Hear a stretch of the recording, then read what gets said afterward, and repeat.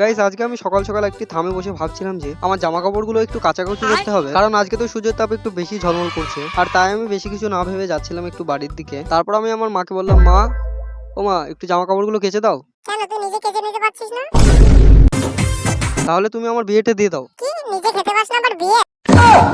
अच्छा যাই হোক, তারপর তো আমি এক বুক কষ্ট নিয়ে চলে গেলাম নিজের জামা কাপড়গুলো কাচতে।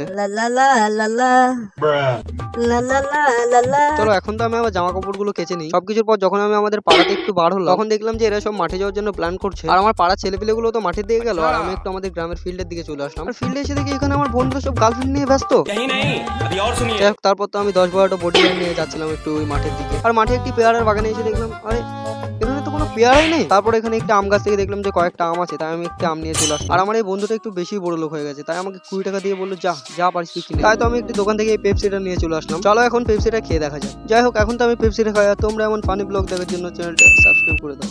বাই।